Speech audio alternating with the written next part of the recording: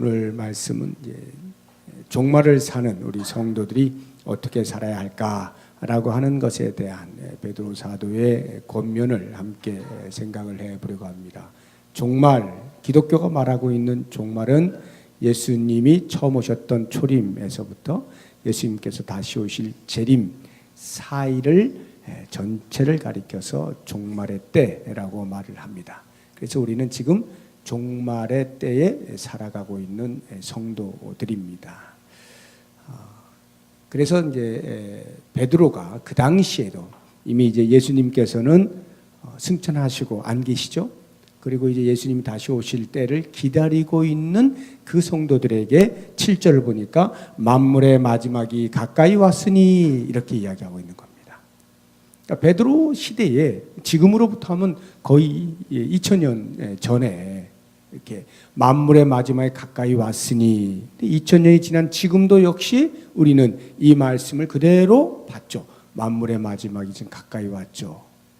예수님이 다시 오실 때 그 한 가지를 남겨두고 있는 성도들은 전부 다 종말의 때를 살아가고 있는 것입니다.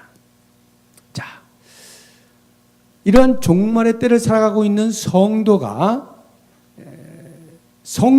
된 기점이 있죠. 예수 그리스도를 믿는 순간 우리는 성도가 됩니다. 거룩한 하나님의 백성이 되죠. 그래서 그 예수를 믿어 구원 얻은 그때를 기점으로 해서 그 이전을 가리켜 지나간 때라고 말을 하고 그 이후를 가리켜서 남은 때라고 사도 베드로가 지금 이야기하고 있습니다. 3절을 보세요.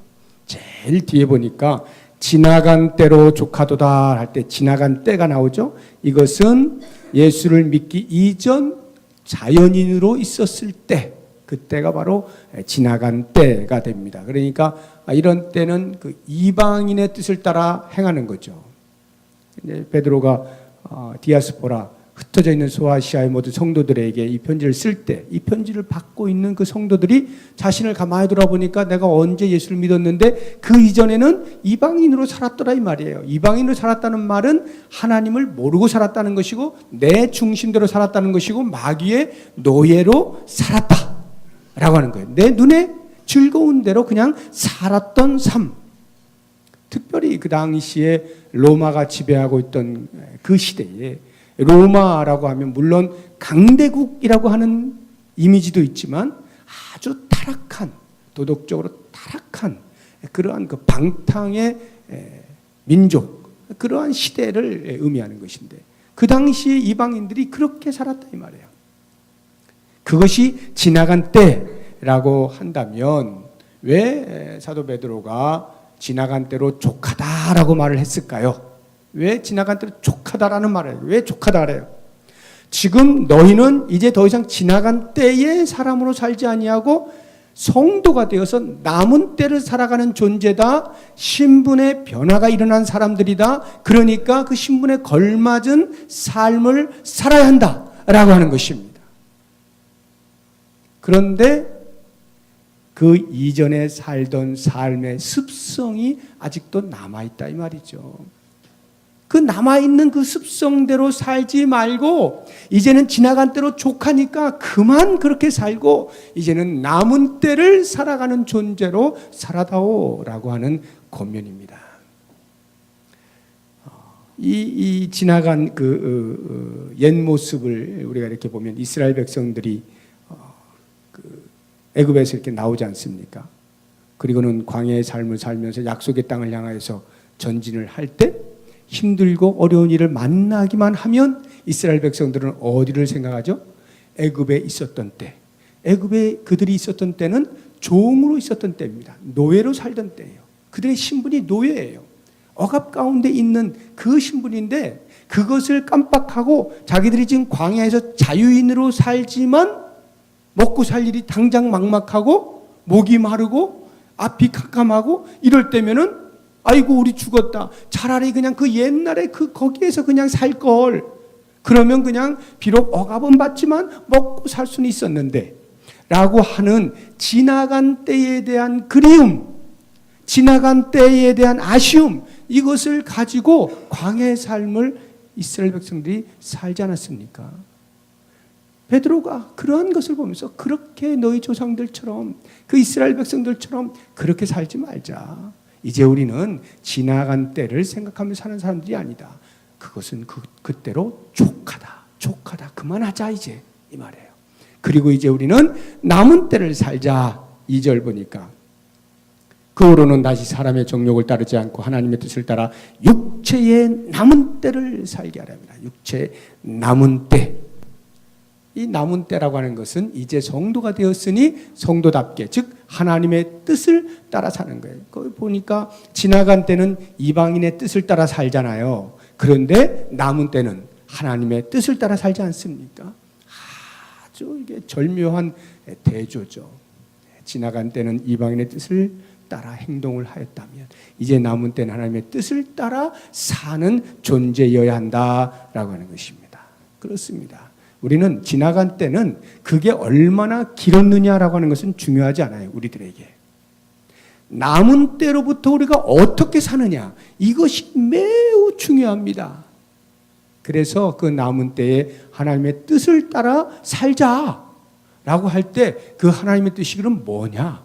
어떻게 사는 것이 하나님의 뜻이냐라고 할 때 7절 이하부터 베드로가 몇 가지를 우리들에게 이야기를 해주고 있는 거예요. 자, 7절을 보니까 기도하라는 거죠. 이 종말에 이제 남은 때를 사는 존재들로서 기도하며 살자. 7절 같이 읽어보겠습니다. 시작. 만물의 마지막이 가까이 왔으니 그러므로 너희는 정신을 차리고 근신하여 기도하라. 기도하라. 어떻게 기도하라고요? 정신을 차리고 근신하여. 한마디로 말하면 맑은 정신을 가지고 이런 말이에요. 흐리멍텅하게 아니라 맑은 정신을 가지고 내가 누구에게 기도하고 왜 기도하는지를 알면서 하자 이런 말이에요. 흐리멍텅했던 예수님의 제자들은 예수님께서 이제 곧 십자가에 못 박히시는 바로 그 직전의 순간에조차도 그 어마어마한 인류를 위한 대속의 사건을 까마득히 알지 못한 채 그냥 자신의 육체의 피곤함을 따라 졸지 않습니까? 겟세마네 동산에서 졸고 있는 제자들, 정신을 차리지 않은 거죠. 맑은 정신이 아니에요. 근신하지 않는 겁니다. 풀어져 있는 거예요. 우리는 이 종말의 때를 기도하며 사는데 정신 차리고 맑은 정신 가지고 기도하자라고 하는 것이고요. 여러분 한번 생각해 보세요. 실제적으로 언제 기도하십니까? 여러분이 제일 많이 기도할 때가 언제예요? 어려울 때죠. 뭔가 해결이 안 되는 어려운 문제가 생겼을 때 하나님 앞에 엎드리는 것 당연한 겁니다. 어떤 중요한 결정을 눈앞에 두었을 때 어떻게 해야 될지 그때 하나님 앞에 무릎을 꿇고 주님 어떻게 할까요? 이렇게 기도하는 건 아닙니까? 때로는 우리가 나태해지려고 할 때에도 역시 마찬가지로 다시 허리띠를 동이기 위해서 또 무릎을 꿇는 것이고요. 때로는 우리가 교만해지지 않기 위해서도 엎드려야 되고요. 수없이 많은 상황 속에서 우리는 기도를 합니다. 그리고 가장 중요한 것, 그러면서도 우리는 데살로니가전서 5장 17절에 있는 말씀처럼 쉬지 말고 기도하는 겁니다. 쉬지 말고 기도하라. 우리 임용훈 목사님이 이번 주 수요일 예배 때 아주 명쾌하게 말씀해 주시지 않았습니까? 쉬지 말고 기도하라가 뭐냐? 우리의 육체가 숨을 쉬지 않으면 잠깐 참을 수는 있어도 곧 죽게 되는 것처럼 우리의 기도란 영혼의 호흡과도 같아서 기도를 쉬면 우리의 영혼은 죽는 것이다. 그러니 쉬지 말고 기도하라. 과연 우리는 기도를 우리의 영혼의 호흡처럼 생각하고 있는가라고 하는 것을 돌아볼 때 마치 숨쉬지 아니하면 내 육체가 죽는 것과 같은 심정으로 하나님 앞에 날마다 시마다 때마다 엎드려서 기도하는, 쉬지 말고 기도하는 이러한 삶을 통해서 이 종말의 때에 남은 때를 참으로 지혜롭고 성령 충만하게 살아갈 수 있는 우리 성도 여러분들 되시기를 주의 이름으로 축복합니다. 두 번째로 어떻게 하나님의 뜻을 따라 이 종말의 때를 사느냐. 8절을 보십시오. 같이 한번 읽어보겠습니다. 무엇보다도 뜨겁게 서로 사랑할지니 사랑은 허다한 죄를 덮느니라. 사랑하는데 서로 사랑하라. 이 종말의 때 하나님의 뜻은 우리가 서로 사랑하는 겁니다. 어떻게 사랑하라고요?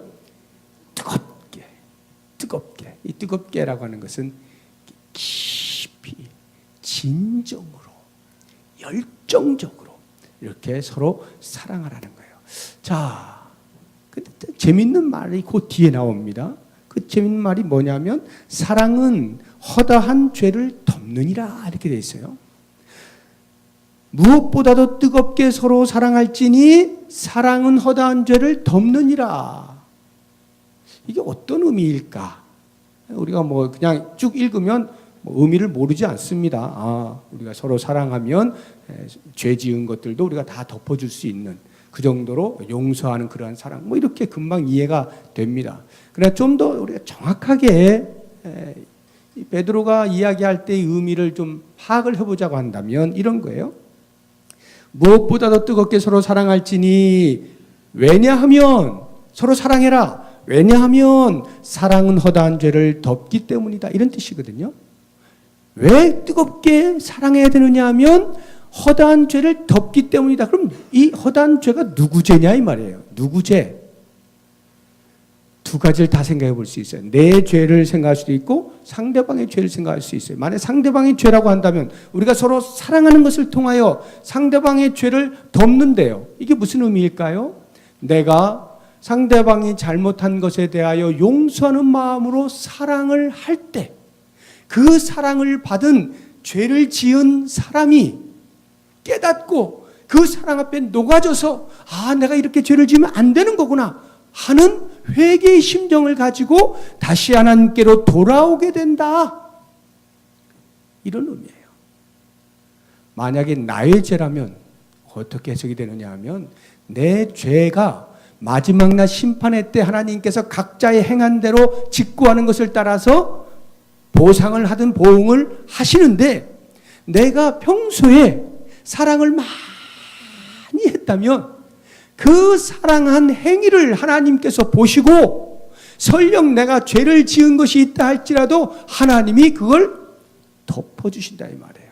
그 정도로 사랑하는 것이 중요하다. 성도의 삶에 있어서 서로 사랑한다는 것, 피차에 뜨겁게 사랑한다는 것, 내 죄가 하나님 앞에서 덮여질 만큼 중요한 것이다 라고 하는 뜻을 가지고 있어요. 그렇기 때문에 여러분, 우리가 그리스도 안에서 한 형제요 자매라고 하는 이 가족 공동체 안에서 피차에 우리 가족들을 서로 무슨 뭐 특별한 생각을 하고 깊이 골똘히 생각해서 사랑해야지가 아니라 저절로 사랑이 되는 것처럼 우리 신앙 공동체 안에서도 그리스도 안에서 그 사랑이 자연스럽게 서로에게 전달되어지고 나타나고 드러나서 그래서 한 영혼이 죄로부터 돌아서는 놀라운 역사를 일으키는 사랑, 설령 내가 죄를 지었다 할지라도 하나님께 용서받을 수 있는 그 사랑, 그 사랑을 피차에 뜨겁게 할 수 있기를 주의 이름으로 부탁드립니다. 세 번째, 마지막이 아니네요. 세 번째, 9절을 보십시오. 9절 같이 읽어봅니다. 서로 대접하기를 원망 없이 하고, 대접을 하라는 건데요. 서로 대접하라. 여기 대접이라고 하는 것은 그냥 내가 오늘 한 끼 샀으면 네가 내일 한 끼 사고 뭐 이런 의미의 대접이 아닙니다. 여기에서 이 대접한다라고 하는 말은 원어적으로 보면 좀 더 길어요. 나그네를 대접한다 이런 뜻이에요. 나그네를 대접한다. 그러면 그 당시에 베드로가 말을 할 때의 나그네는 어떤 사람이냐? 그냥 뜨내기, 우리가 흔히 말하는 거린, 노숙자 이런 사람을 말하는 것이 아니고요. 순회 전도자들이 있었어요. 복음을 증거하는, 예수 그리스도를 증거하는 사람들인데 정처가 없어, 집이 없어요. 그래서 이 동네 가서 복음을 전하고 또 옮겨서 저 동네 가서 또 복음을 전하고 이렇게 순회하면서 전도하는 사람들이 있었는데, 이 전도하는 사람들은 자기 집이 없으니까 누가 돌보겠어요? 성도들이 오늘은 우리 집에서 하루 주무십시오, 내일은 또 저쪽 집에서 하루 이런 식으로 해서 그 순회 전도자들을 이렇게 대접을 했다 이 말이에요. 그런데 대접을 할 때 어떻게 하라고요? 원망 없이 하래요. 어떨 때 원망이 생길까요? 힘에 부대낄 때 원망이 생기죠. 아, 이제 그만 좀 했으면 좋겠다. 내가 한 번, 두 번은 되는데 세 번, 네 번 계속 반복적으로 다가오면 벅차다. 어떤 면으로 벅차할까요? 첫째, 신변의 위험이 있어요. 그 당시에 순회 전도자들은 마치 도망자처럼 피해가면서 그렇게 전도를 하는 것이니까요. 그런 사람들을 만약에 집에 같이 재워줬다라고 해서 걸리게 되면 목숨이 위태롭죠. 위험한 그러한 신변적 위험이 있어요. 뿐만 아니라 경제적으로도 그 흩어져 사는 사람들 제대로 사는 게 아니거든요. 가난 속에 살고 있거든요. 근데 그 사람들을 하루 잠을 자면 먹여줘야죠, 입혀줘야죠. 그거 누가 순회 전도자에게 못하잖아요. 그러니까 집을 가지고 있는 사람이 그걸 대접해야 되는데, 이게 한두 번이 아니고 반복이 되어지거나 체류 기간이 길어지게 되면 부담이 되죠. 부담이 되면 마음에서 서서히 원망스러움이 생기는 거예요. 꼭 이거 내가 해야 돼? 쟤는 내가 10번 할 때 한 번밖에 안 하던데 쟤네 집에 좀 가면 안 될까? 이런 그런 마음들이 이렇게 생겨날 수 있다 이 말이에요. 그럴 때 베드로가 말하는 거예요. 서로 대접을 하는데 원망 없이 자원함으로 기꺼이 그렇게 하라라고 하는 것입니다. 이것은 오늘날 우리가 마태복음에서 이야기하는 황금률처럼 내가 먼저 대접하라라고 하는 이러한 이제 개념하고도 조금 이렇게 맞물려서 우리가 이해를 할 수는 있겠습니다. 그러나 더 중요한 것은 복음을 위해서 사는 사람들에게 기꺼이 주머니를 열어서 함께 나누는 이러한 대접, 이런 것들을 원망 없이 기꺼이 주의 일에 동참하는 심정으로 하라. 이것이 종말을 사는, 남은 때를 사는 자의 삶의 모습이다라고 하는 것이고요. 마지막 네 번째 10절을 보시게 되면 10절 같이 읽어봅니다. 각각 은사를 받은 대로 하나님의 여러 가지 은혜를 맡은 선한 청지기같이 서로 봉사하라. 서로 봉사하는 것입니다. 무엇이 하나님의 뜻이냐? 이 종말의 때를 살아가는 우리 성도들에게 서로 봉사하는 것입니다. 어떻게 봉사하라고요? 10절 보니까 각각 은사를 받은 대로, 하나님께서 각 사람에게 주신 은사가 있는데 내가 받은 은사가 무엇인가를 잘 발견하고 그 은사를 따라서 봉사하는 거예요. 그러니까 남의 받은 은사를 부러워할 필요가 없어요. 내가 받은 은사가 뭔지를 알고 내게 하나님께 주신 그 은사는 그것으로 다른 사람에게 섬겨라라고 하는 차원에서 은사를 주신 거니까 그것을 개발하는 것이 매우 중요한 것입니다. 그러니까 봉사를 할 때 사람들 눈에 띄는 것이 뭐냐가 중요한 게 아니에요. 하나님이 나에게 주신 은사가 뭐냐, 내가 뭘 잘하나, 그걸 보고 그 잘하는 것으로 다른 사람을 섬기면 그것이 참된 봉사다라고 하는 것이고요. 두 번째, 어떻게 봉사하느냐? 청지기 정신으로 하나님의 여러 가지 은혜를 맡은 선한 청지기같이 봉사하라는 거예요.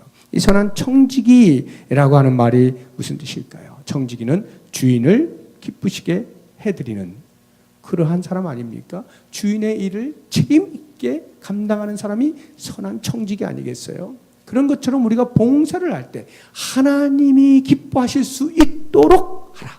공동체 전체가 유익을 얻는 일에 쓰임받도록 하라. 이것이 청지기같이 봉사한다는 뜻이고요. 마지막 어떻게 봉사하느냐? 11절 보니까 중간쯤에 누가 봉사하려면 하나님이 공급하시는 힘으로 하는 것 같이 하라.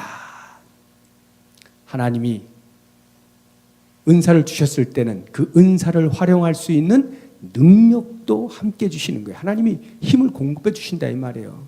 이 말의 의미는 두 가지입니다. 하나는 내가 섬기다가 봉사하다가 힘들고 지칠 때가 있죠. 너무 힘들다라고 할 때 내 힘으로 하는 것이 아니라 주께서 주시는 힘으로 한다는 것을 생각하게 될 때 내가 다시 일어설 수가 있는 거죠. 발목에 힘을 얻을 수 있는 거예요. 아, 내가 하는 게 아니지. 주님이 주신 힘으로 하는 거지 하고 다시 일어설 수 있어요. 두 번째, 내가 어떤 일을 통해서 열매들이 막 나타나게 될 때 나도 모르는 사이에 우쭐해질 수가 있어요. 내 이름이 막 드러나는 거예요. 사람들이 내 이름을 불러줘요. 야, 누구, 야, 대단해. 그때 어떻게 하라고요? 겸손하라고요. 제가 아니고 주께서 주시는 힘으로 한 것뿐입니다. 라고 이렇게 하나님을 드러내는 것. 이것이 봉사의 참된 태도다라고 하는 것입니다. 자, 이렇게 이 종말의 때를 살아가는 우리들이 하나님의 뜻을 알아서 살아가야 되는데 네 가지를 제가 베드로의 입을 통해서 우리가 네 가지를 살펴보았죠. 이것을 종합해서 우리가 이제 결론으로 한번 생각을 해보면 종말의 때 우리가 어떻게 살까? 가장 중요한 것은 일상적인 삶을 잘 살아라는 거예요. 일상적인 삶. 정말 예수님이 곧 오시니까 뭐 요란을 떨고 충성하는 것처럼 가시적으로 뭘 보이려고, 그게 아니라 지극히 일상적인 삶에 충실하라는 거예요. 그러면 그 지극히 평상적인 삶에 충실할 때 주께서 만약 오시면 그것에 대해서 나는 주 예수여 어서 오시옵소서라고 떳떳하게 말을 할 수가 있어요. 지금 내 상황 속에 최선을 다하는 삶을 살기 때문에. 그런데 괜히 주님 오신다고 뭐 평상시에 모든 일들 다 내팽개치고 어디 들어가가지고 주님 오시옵소서 막 두 손 들고 막 이렇게 하는 것은 이단들이 나는 거예요. 이단들이 나. 우리는 철저하게 우리의 일상의 삶을 존중히 여기고 존귀히 여기고 거기에서 하나님께서 나에게 맡기신 삶에 대하여 충실하는 것입니다. 이게 종말의 때를 사는 하나님의 뜻을 따라 사는 사람이에요. 그리고 섬김을 잘하자라고 할 때 이 섬김, 이 신앙 공동체 안에서 나의 섬김을 통하여 다른 사람이 세워지고 다른 사람의 섬김을 통하여 내가 또 세워지는 이런 선순환적인 행복이 가득한, 이것이 종말을 사는 신앙 공동체의 모습이다라고 하는 것을 꼭 기억하면서 오늘 우리가 이 말씀을 붙잡고 함께 기도할 수 있기를 바랍니다. 기도하겠습니다.